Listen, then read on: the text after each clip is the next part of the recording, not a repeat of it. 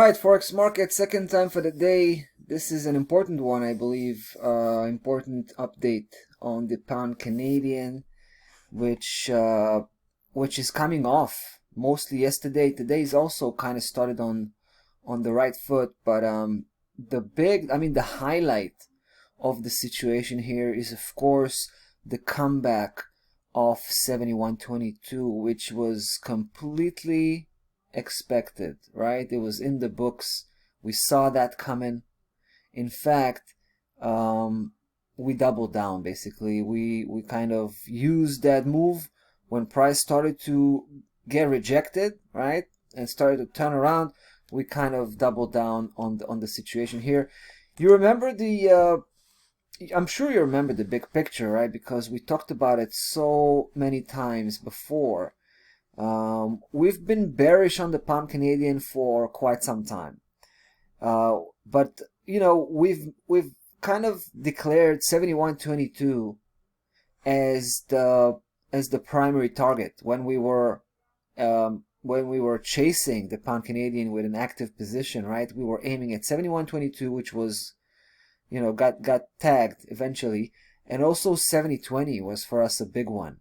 That was kind of a price extension where it was a Fibonacci projection level that we've laid right there, and we think it's a big one. And it's interesting to see what happened over the last few weeks. When price was at the beginning, it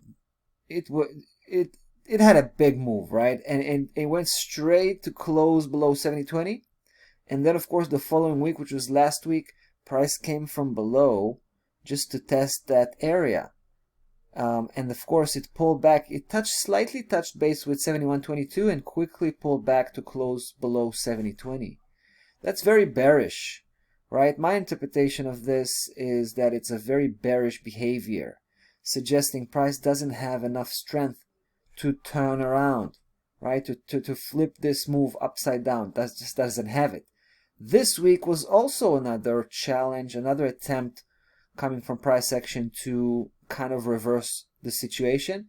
And right now, as you can see, right, as we speak, price is pulling back down again. This time the touchdown over 71.22 is clearer. I mean, it's more substantial, right? We can see, but still, again, it's pulling back down, it's bouncing off, and I believe that by the end of the week, which we got like 2 days to go, right, price will come back down and remain below 70.20, and I'm talking about the weekly closing bar, right? Will remain below 70.20, and that's going to be a huge indication that we are back on the downside, right? We're back on the downside. We're going to see that as a green light to proceed, to get more aggressive as we're chasing 67.10, right? 67.10 is the next big support, and we think price is heading towards that area. We believe price will probably even break a very long sideways movement that goes back all the way to late 2019.